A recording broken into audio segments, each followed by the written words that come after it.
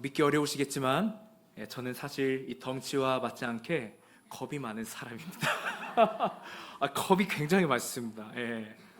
의심의 눈으로 쳐다보실 줄 알았어요. 근데 의심의 눈으로 이렇게 쳐다보시네요. 그러나 사실입니다. 저는 겁이 많아요. 오늘 설교 준비한다고 한숨도 못 잤어요. 자는데 잠이 안 와요. 겁이 많아요. 이제 뭐 갑자기 큰 소리가 난다 그러면은 사실 제가 다른 사람들보다 조금 더 많이 놀랍니다. 그냥 화들짝 놀라는 정도가 아니고 야우 이렇게 그냥 소리를 지르면서 놀라서 오히려 제 옆 사람이 더 저 때문에 놀라는 상황이 일어나는데 겁이 많습니다. 특히 이제 곤충, 메뚜기 같은 거 못 잡아요. 선생님 메뚜기 잡을 수 있으세요? 다들 강심장이십니다. 저는 메뚜기 징그러워요. 저 겁쟁이에요. 겁이 많습니다. 저는 이 메뚜기 한 마리도 무서운데 요엘서를 보니까 메뚜기 떼가 등장을 해요. 그래서 요엘서를 읽으면 일단 소름부터 돋아요.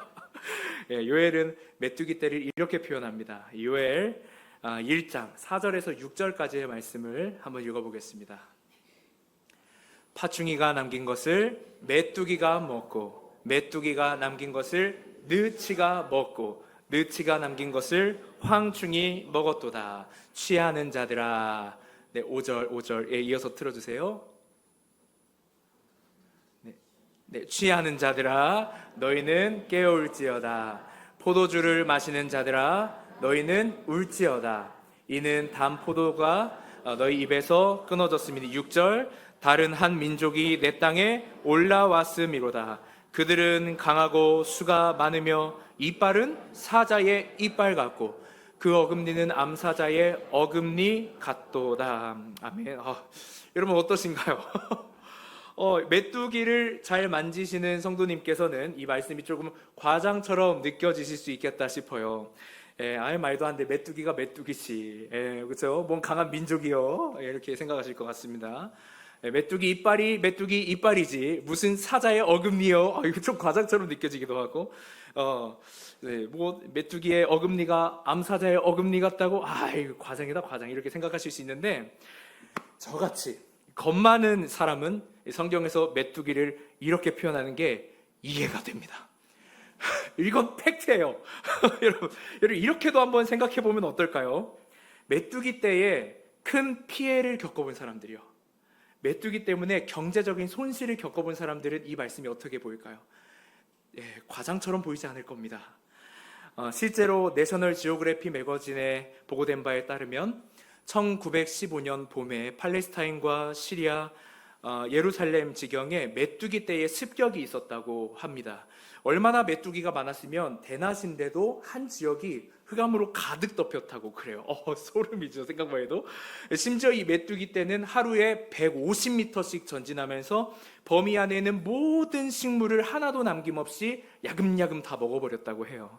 이때가 얼마나 고통스러운 시기였는지 예루살렘 사람들은 이 해를 아예 메뚜기의 해라고 표현을 합니다. 여러분 어떻습니까? 성경의 이 메뚜기에 대한 표현이 결코 과장이 아니라는 것을 우리가 알 수 있죠. 여러분 이처럼 사람은 겉으로는 강해 보이지만 저도 덩치가 나름대로 좋아서 강해 보인다는 그런 인상을 주지만 사실 우리는 작은 곤충에도 쉽게 겁을 먹을 수 있고 두려워할 수 있습니다. 아주 자그마한 일에도 겁을 먹을 수 있고 두려워할 수 있습니다. 여러분 하물며 요엘서에 기록된 이 곤충은 사실 메뚜기가 아니라 사람을 의미해요. 여러분 더 말을 못하겠어요. 요엘 1, 2장은 바벨론이 유다를 침략하기 전에 기록되었습니다. 또한 2장 2절을 보시면 이 메뚜기 떼가 강한 백성, 즉 인간 무리로 호명되고 있습니다. 2장 2절을 한번 보겠습니다. 2장 2절이요. 다 같이 한번 볼까요? 새벽빛이 산 꼭대기에 덮인 것과 같으니 이는 많고 강한 백성. 여기까지 읽겠습니다. 여러분 인간의 무리로 메뚜기가 호명이 되고 있는 걸 보아서 이 메뚜기의 정체는 곤충이 아니라 유다로 침략해올 외국 군대라는 말이 됩니다. 사람들인 거죠. 군대입니다. 우리나라 속담에 귀신보다 사람이 더 무섭다라는 말이 있습니다. 그만큼 사람의 마음이 참 무서운 것 같습니다. 실제로 어떤 사람들에게는 이 사람의 존재가 강한 민족이고 사람이라고 하는 존재가 강한 이빨이며 사자의 이빨이며 암사자의 어금니처럼 무섭게 느껴지기도 합니다. 혹시 지금 우리 성도님 가운데에서도 그렇게 느껴지시는 사람이 있습니까? 아니면 과거의 사람 때문에 여러분 겁먹기도 하고 두려워하기도 하고 도망치고 떨었던 적 있으십니까? 또는 앞으로 만날 사람들 때문에, 또는 여러분이 앞으로 만날 환경 때문에, 사건 사고 때문에, 고난 때문에 벌써부터 심장이 콩닥콩닥콩닥 거리지는 않으십니까? 여러분, 이스라엘 백성들에게도 그런 사람들이, 그런 군대와 환경과 고난이 예비되어 있었다는 것입니다. 여러분, 요엘서 1장 7절을 한번 읽어보겠습니다. 그들이 내 포도나무를 멸하며 내 무화과나무를 긁어 말갛게 벗겨서 버리니 그 모든 가지가 하얗게 되었도다. 아멘. 여러분, 이 말씀과 같이 때가 되면 외국의 군대들은 무서운 파괴력으로 이스라엘을 점령해 나갈 것입니다. 요엘이 너무나 무섭게 예언을 하죠. 그들로 인해서 토지는 메말라 버리고 곡식이 땅에 떨어져서 시들고 곡간은 텅텅 비게 될 거예요. 그래서 결국 사람이 먹을 음식도 없어질 것이고 심지어 하나님께 드릴 예물도 끊어져 버리게 됩니다. 한마디로 유다의 주거 생활과 경제와 그들의 일터와 그들의 성전 예배가 중단된다는 거죠. 유다가 초토화되어 버리는 것입니다. 여러분, 그 재난을 경험한 사람들은 이 날을 어떻게 기억하게 될까요? 멸망의 날? 아니면 운수 없는 날? 오늘 아침에 봤는데 운세가 안 좋았어. 왠지 오늘 왠지 가는 이상했어. 왠지 이상. 하루 출발하는데 해가 내가 원하는 위치에 있지 않았어. 이러는 이럴까요? 요엘 선지자는 곧 맞이하게 될 그날을 이렇게 부릅니다. 요엘서 1장 15절입니다. 다 같이 읽겠습니다. 슬프다 그날이여 여호와의 날이 가까웠나니 곧 멸망같이 전능자에게로부터 이르리로다. 아멘. 여러분, 어떤 날입니까? 여호와의 날입니다. 전능자로부터 임할 여호와의 날입니다. 요엘 2장 11절에서도 여러분, 여호와의 날에 유다를 정복하기 위련한 그 외국 군대, 외국 사람들, 그 환경을 누가 호령하며 이끈다고 하죠? 다 같이 한번 읽어보겠습니다. 2장 11절이요.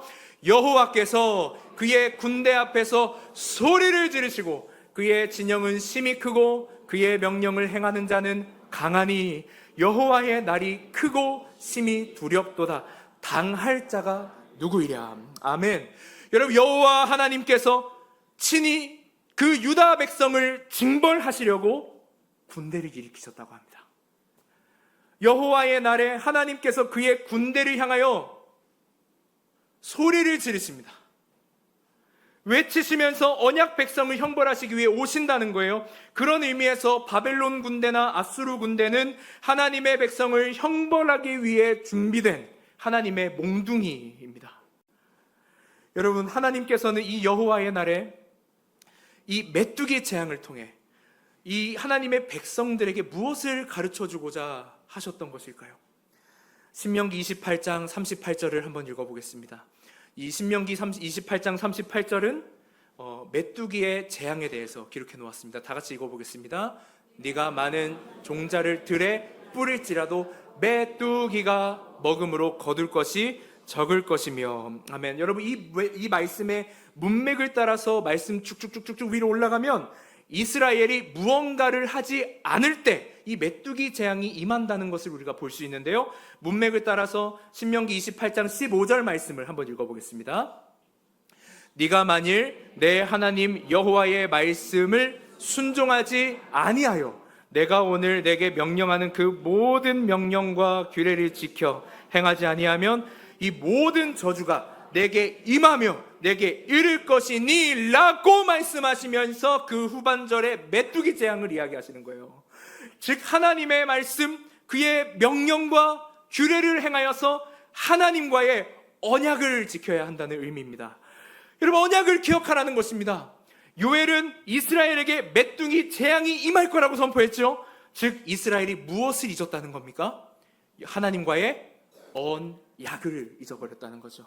다시 말해서 하나님과의 관계를 잊어버렸다는 의미입니다. 그리고 그들은 그렇게 하나님과의 관계를 잃어가면서 하나님께서 자신들에게 행하신 그 모든 일들과 하나님께서 자신들에게 말씀하신 그 모든 뜻을 잊어가면서 너무나 자연스럽게 주변 나라의 악한 문화와 사상에 점점 물들기 시작했습니다. 가장 먼저 하나님을 위한 예배가 무너졌습니다. 성전 사방에 우상이 세워졌습니다. 각양각색의 모습으로 우상을 섬기다가 혼합주의의 그런 가지들을 몸에 접붙임한 채 하나님 앞에 나와 예배를 드렸습니다. 그리고 아모스 2장 6절을 보면 그들은 은을 받고 의인을 팔며 신 한 켤레를 받고 가난한 자를 팔았다고 합니다. 다 같이 아모스 2장 6절 말씀을 한번 볼까요? 자, 읽어보겠습니다. 여호와께서 이와 같이 말씀하시되 이스라엘의 서너 가지 죄로 말미암아 내가 그 벌을 돌이키지 아니하리니 이는 그들이 은을 받고 의인을 팔며 신 한 켤레를 받고 가난한 자들을 팔며. 이게 무슨 말입니까? 사람을 매매했다는 이야기입니다. 심지어 스가랴 11장 5절을 보면 사람을 매매한 후로 그들이 어떻게 고백합니까? 다 같이 읽어보겠습니다. 스가랴 11장 5절입니다. 사들인 자들은 그들을 잡아도 죄가 없다 하고 판자들은 말하기를 내가 부요하게 되었은즉 여호와께 찬송하리로다 하고 그들의 목자들은 그들을 불쌍히 여기지 아니하느라. 여러분, 사람을 매매한 다음에 우리는 죄가 없다, 우리는 그로 말미암아 부요하게 되었다, 와 하나님을 찬양합시다, 하나님을 예배합시다 하면서 하나님을 찬양하고 예배했다는 겁니다. 여러분, 미치지 않고서 이런 일이 일어날 수 있습니까? 여러분, 아모스 2장 7절을 보시면 그들은 가난한 자들을 압제하고 힘없는 자의 머리를 발로 밟고 연약한 자의 길을 일부러 굽게 하는 등 온갖 학대를 다 저질렀습니다. 하나님께서는 이를 뭐라고 얘기하시죠? 내 거룩한 이름을 더럽힌 것이다. 여러분, 오늘날로 따지면 매간 매직 같은 거예요. 매간 매직. 또 계급이 높다고 나보다 약한 자들이 찍어 누르는 일이요, 더 높은 자리에 가겠다고 여러분 부정을 저지르는 그 모든 행위를 일컫습니다. 어렵게 버티고 있는 사람들을 더 어렵게 만드는 일이 일어나요. 탐욕에 쩌든 자들에 의해서 잘못된 사회 질서가 세워지고 누군가가 가불관계가 계속 만들어지면서 보이지 않는 피라미드의 그 신분이 여러분 구조로 만들어지는 겁니다. 여러분, 근데 이 말씀을 어긴 사람들이 누구였습니까? 하나님의 백성들이었어요. 교회에서 그런 일이 일어났다는 거죠. 심지어 교회까지 그런 것들을 슬쩍 밀어놓고서 그러한 구조를 계속해서 양산해내고 하나님을 찬양하고 예배했다란 말이에요. 이것도 괴로운데요. 여러분, 더 괴로운 게 무엇입니까? 이러한 일들이 다음 세대들에게 너무나 자연스럽게 되물림된다는 겁니다. 아이들이 그 어른의 모습을 보고 본을 받고 자라납니다. 여러분, 교회에서는 이런 일이 일어나면 안 되잖아요. 그렇죠? 하나님께서 슬퍼하시거든요. 하나님이 너무 마음 아파하시거든요. 아모스는 이런 일들을 하나님의 거룩하신 이름을 더럽히는 것이다, 이렇게 이야기를 합니다. 여러분, 우리가 주의해야 합니다. 교회 안에서 그와 같은 잘못된 사회 질서, 사회 구조를 가지고 오는 일들을 여러분 지양해야 됩니다. 안 됩니다. 주의해야 하는 것이죠. 여러분, 안타깝게도 이스라엘은 그런 일을 했고 하나님과의 언약을 정면으로 파기했습니다. 그래서 하나님께서는 여호와의 날에 모든 죄인을 남김없이 소멸하시겠다고 이야기하세요. 여러분, 하나님께서 이스라엘 백성들에게 너무 강한 잣대를 들이미는 것 같죠. 그래서 어쩌면 하나님이 이스라엘을 싫어하시는 것은 아닐까, 이스라엘을 너무 괴롭게만 하시려고 하는 건 아닐까, 이런 생각이 듭니다만 여러분, 아니죠. 오히려 우리 하나님께서는 누구보다 하나님의 백성들을 사랑하는 분이십니다. 믿으십니까? 하나님 정말 사랑이십니다. 그럼 징벌을 왜 하시는 걸까요?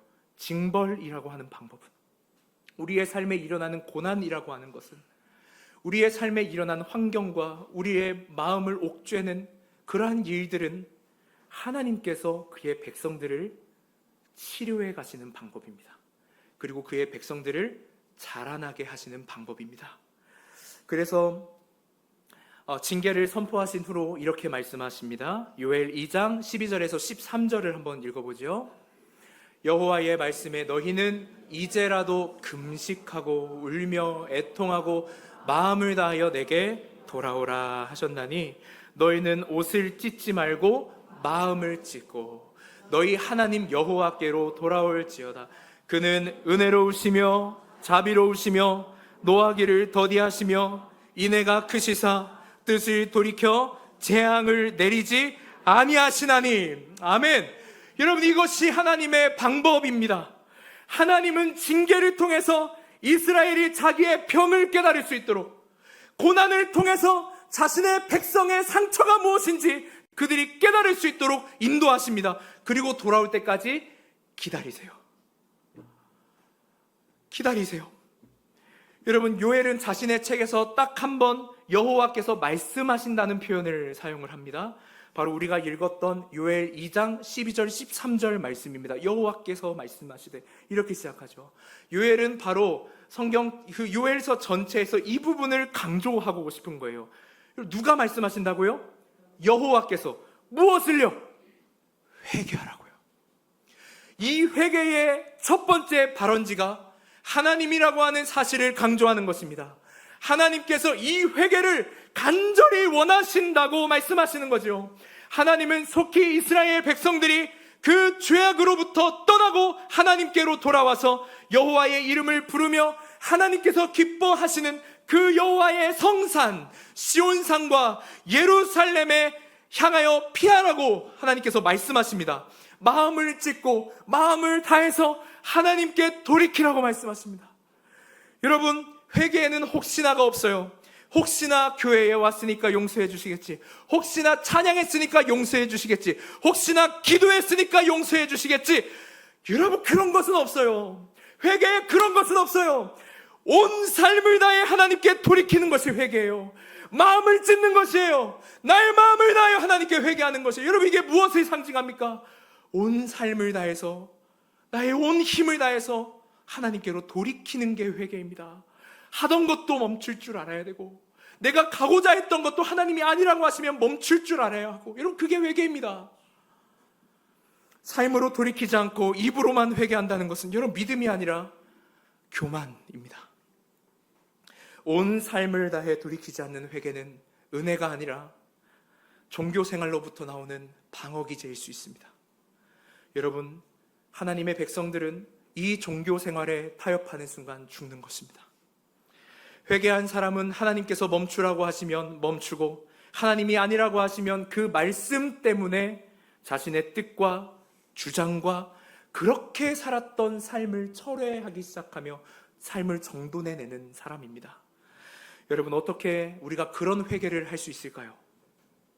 바로 우리를 사랑하시는 하나님을 알기 때문에 그렇습니다. 이 회개의 첫 번째 근원지가 사랑의 하나님이라고 하는 사실을 우리가 믿기 때문입니다. 그래서 우리는 회개할 수 있습니다. 그런 의미에서 하나님께서 너 회개할래? 라고 하는 이런 물음은 너 하나님을 사랑하냐? 이 말이죠. 돌이켜라. 이 말씀은 내가 너를 사랑한다, 나와 같이 먹고 마시자라고 하는 하나님의 사랑이 담긴 간절한 외침이죠. 그래서 하나님의 사랑을 아는 성도는 회개할 수 있습니다. 회개라고 하는 건 그런 의미에서 우리에게 부담스럽고 우리를 더 옥죄는 그런 하나님의 외침이 아니라, 우리를 하나님의 품으로 돌이켜 하나님과 함께 누리며 즐거워하며 기뻐하며 평안을 누릴 수 있도록 인도하시며 그걸 너무나 간절히 원하시는 사랑의 음성이기에, 여러분, 성도는 그래서 심지어 회개를 사랑할 수 있습니다. 여러분, 회개하는 자들에게 하나님께서 말씀하시고 약속하십니다. 요엘 2장 18절을 우리 세 번역으로 읽어보겠습니다. 우리가 회개할 때 주님이 이렇게 반응하십니다. 그때에 여호와께서 그분의 땅을 기억하시고 그분의 백성을 가엾게 여기셨다. 아멘. 여러분은 회개했을 뿐인데 하나님께서 그분의 백성을 기억하십니다. 하나님께서 행하셨던 언약을 기억해 내십니다. 하나님 앞에 회개했을 뿐인데 하나님은 그의 백성을 가엾게 여기십니다. 여러분, 마치 이때만에 기다리셨던 것처럼 하나님의 긍휼이 폭포수와 같이 그의 백성들에게 임할 거라고 약속하십니다. 약속입니다. 여러분, 그리고 우리는 이 하나님과의 평화를 누리기를 원하고 간절히 또 하나님께 나아가기를 원하면서 자연스럽게 어떠한 삶을 꿈꾸게 됩니까? 편안하고 긴장감이 없는 그런 삶을 기대하게 됩니다. 여러분, 그런데요, 요엘서를 문맥적으로 쭉 읽다 보면 이상합니다. 여러분, 3장 9절 말씀을 한번 읽어볼까요? 너희는 모든 민족에게 이렇게 널리 선포할지어다. 너희는 전쟁을 준비하고 용사를 격려하고 병사로 다 가까이 나와서 올라오게 할지어다. 아멘. 여러분, 이게 무슨 말입니까? 회개했어? 전쟁에 나가야지, 이런 뜻이에요. 돌아왔어? 이제 다시 살아내야지.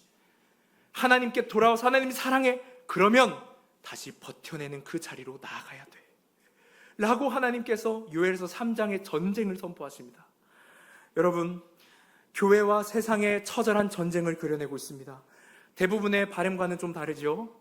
우리의 바램 같아서는 이제 회개하였으니까 우리를 괴롭히던 환경, 고난, 어떤 우리의 육체적인 아픔들, 우리의 괴로움들, 때로는 괴롭히는 사람, 그러한 무리, 그런 많은 것들이 정리가 되었으면 좋겠는데, 하나님은 우리를 용사로 세우셔서 그 혼란하고도 혼란한 전쟁터 가운데 보내십니다. 여러분, 하나님은 바로 이 부분에서 우리와 진정으로 싸우십니다. 어떤 부분이죠? 하나님을 믿고 난 후에 얻을 거라고 기대하는 안심이요. 안심. 여러분, 우리 사람은 이 안심이 없으면 두려워합니다. 이 안심이 없으면 불안합니다. 심지어는 공포를 느끼기까지 합니다. 여러분, 근데 하나님은 이 마음과 싸우신다는 거예요. 왜일까요? 하나님께서 원하시는 목적지는 안심이 아니기 때문에 그렇습니다. 하나님이 하나님의 백성들에게 원하시는 목적지는, 저를 한번 따라해 주시겠습니까? 거룩. 거룩입니다. 하나님께서 그 인생들에게 명하시는 목적지는 거룩입니다. 하나님께서 원하시는 거룩. 여러분, 군인을 전쟁터에 총 없이 보낼 수는 없는 노릇입니다. 그래서 하나님께서는 우리가 안심을 원하는 마음, 우리가 주저앉은 그 마음, 느슨하게 지내고 싶고 그저 그냥 힘을 다 풀고 세워라 내어라 하면서 체념하며 지내는 그 모습을 여러분, 하나님 내버려 두지 않으십니다. 싸우십니다. 그리고 우리를 영적으로 무장하게 하시죠. 영적으로 긴장을 하게 하십니다. 여러분, 그리스도인의 삶은 긴장 가운데 있는 삶입니다. 그리스도인의 싸움은 긴장 가운데 펼쳐지는 것입니다. 그래서 하나님께서는 지금까지 우리를 긴장 가운데 살게 했던 요소들을 남겨두십니다. 고난을 남겨두십니다. 무리를 남겨놓으십니다. 환경을 남겨놓으십니다. 그리고 말씀을 통하여 말씀을 읽는 성도들에게 영적 전쟁을 준비하라고 하시고 전쟁터에 나가 싸우라고 하시죠. 왜죠? 거룩을 위해서, 하나님의 거룩을 위해서, 하나님의 아름다운 그 나라를 이 땅 가운데 온전히 세우시기 위해서 잃어버리고 깨지고 타락하고 파괴되었던 이 땅의 것들을 다시금 주님 앞에서 성도들을 통하여 회복시키시기 위해서 우리를 그 자리 가운데 보내신단 말입니다. 여전히 고난 가운데, 그 자리 가운데 보내십니다. 여러분, 하나님께서는 그 성도들을 통해서 하나님의 신부인 교회를 회복하실 것입니다. 하나님께서는 성도들을 통해서 사회와 만물의 잘못된 질서를 고쳐내기 시작하시고 하나님의 영광을 나타내라고 하실 것입니다. 여러분, 오늘 아침에 제가 교회에 올 준비를 하면서 제가 거울을 보았어요. 거울을 보면서 제 얼굴을 3초 동안 멍하니 보면서, 야, 그놈 참 겁많게 생겼다. 야, 어떻게 이렇게 세월을 못 피해가냐, 어떻게 이렇게 여러모로 참 많이 맞은 얼굴이다. 오늘 설교 들어오기 전에 화장실을 갔는데 거기서 똑같은 생각을 했어요. 그놈 참 많이 얻어맞은 얼굴이다. 여러분, 제가 30살 초반이라는 게 믿겨지십니까? 이거는 신비입니다, 신비. 여러분, 우리 스스로를 보면은 겁도 많고 강해 보이지만 사실 속은 여리고, 누군가의 관심과 사랑이 없으면 하루하루 살아내기가 얼마나 힘들고 지칩니까? 우리에게 다가오는 고난과 우리의 몸을 아프게 하는 그 고통들이, 여러분, 하루하루를 살아가는 우리들의 마음을 얼마나 참 괴롭게 합니까? 여러분, 그러나 하나님께서는 그런 우리를 용사로 세우시겠다고 하십니다. 그런 부족한 우리를 하나님의 용사, 거룩한 군사로 세우시겠다고 하십니다. 그리고 전쟁에 나가서 끝까지 하나님께서 맡겨주신 책임을 감당할 수 있도록, 거룩을 세워갈 수 있도록 하나님의 영이신 성령을 부어주시겠다고 약속하셨습니다. 요엘서 3장 직전, 전쟁을 나가기 직전 요엘 2장 28절과 29절에서는 하나님께서 이렇게 약속하셨습니다. 다 같이 28절과 29절을 읽겠습니다. 그 후에 내가 내 영을 만민에게 부어주리니 너희 자녀들이 장래의 일을 말할 것이며 너희 늙은이들은 꿈을 꾸며 너희 젊은이는 이상을 볼 것이며 그때에 내가 또 내 영을 남종과 여종에게 부어줄 것이며. 할렐루야! 여러분, 하나님께서는 하나님께로 회개하여 돌아온 당신의 백성들, 그들이 아들이든 딸이든 노인이든 종이든 돈이 있든 돈이 없든 권력이 있든 권력이 없든 지혜가 있든 지혜가 없든 직분이 크든 작든 그들이 사회에서 어떤 지위가 있든지 상관없이 성령을 부어주시겠다고 약속하셨습니다. 여러분, 그리고 그 용사들의 손에는 예수 그리스도라고 하는 복음의 무기를 삼게 하셨습니다. 하나님께서는 전쟁에 나간 용사들에게 복음을 주신 이유가 무엇입니까? 여러분, 세상을 멸시하고 정죄하라고 주신 복음이 아닙니다. 형제 자매, 함께하는 형제 자매를 정죄하고 욕하라고, 그들을 비방하라고, 그들에게 정답을 이야기하라고 준 여러분 복음이 아닙니다. 오히려 그들을 추수하기 위함입니다. 그들을 하나님께로 돌아오게 하도록 하나님의 백성들에게 복음을 주신 것입니다. 여러분, 요엘만 보면 마치 하나님께서 이방 민족을 멸하시려는 것처럼 보이지만 요엘서와 함께 호세아와 아모스를 읽어보면 하나님의 목적은 이방 민족의 구원임을 볼 수 있습니다. 여러분, 아모스 9장 12절 말씀을 한번 볼까요? 다 같이요. 그들이 에돔의 남은 자와 내 이름으로 일컫는 만국을 기업으로 얻게 하리라. 이 일을 행하시는 여호와의 말씀이니라. 이스라엘을 괴롭혔던 그 에돔의 남은 자들까지도 하나님께서 기업으로 삼으시겠다. 이방 민족 구원입니다. 여러분, 놀랍게도 이 말씀은 사도행전 2장으로 이어집니다. 바로 오순절 마가의 다락방에 임한 성령 사건입니다. 베드로는 오순절 설교에서 성령의 선물은 유대인들뿐만이 아니라 이방인에게까지 임한다고 선포했습니다. 여러분, 이 성령의 선물은 실제적으로 유대인들에게 멸시받았던 사마리아에 임했고 이방인 고넬료의 집에 임했습니다. 여러분, 우리는 이 사도행전 2장의 사건을 통해서 이제 주 예수 그리스도의 이름으로 돌아오는 모든 자들이 성령을 받을 수 있음을 확인한 것입니다.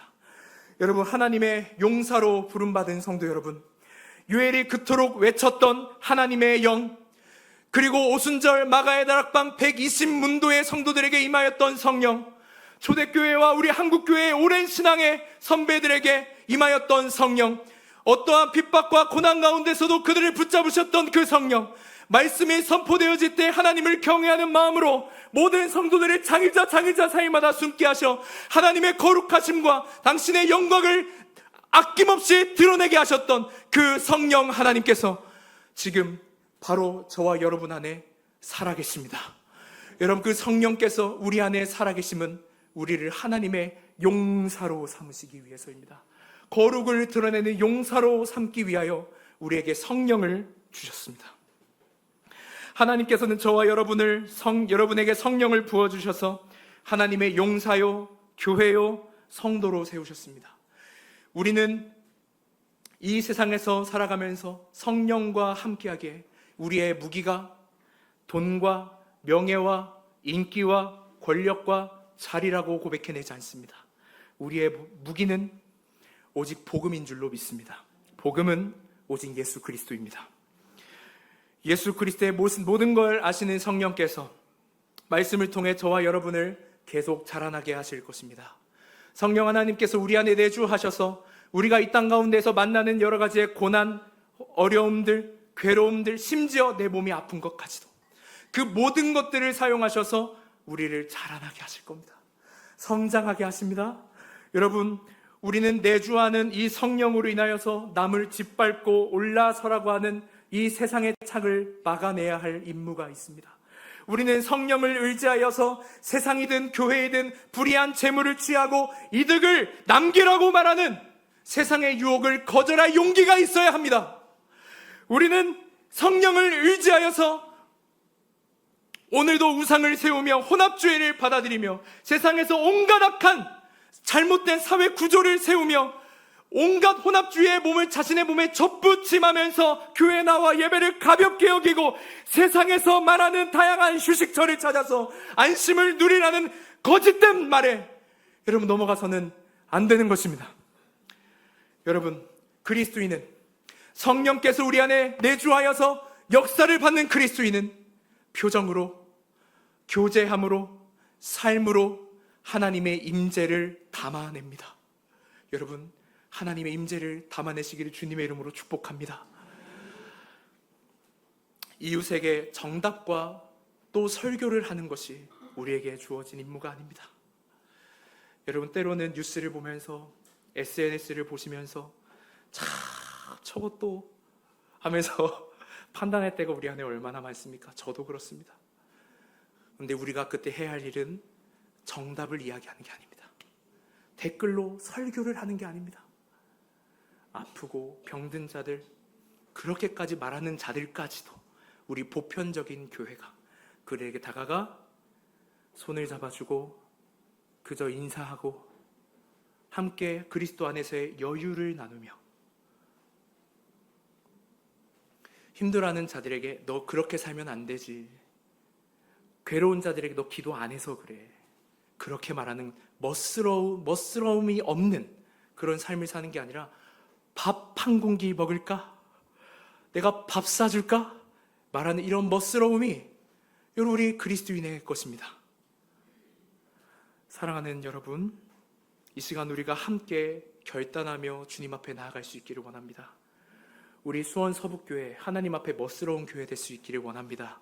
그로 인하여 우리 많은 잃어버린 영혼들, 또 우리 사랑하는 수원 서북교회 가족 모두가 하나님으로 인하여 평안하고 하나님으로 인하여 사랑을 나누고 당신의 거룩한 나라를 세워나갈 수 있을 줄로 믿습니다.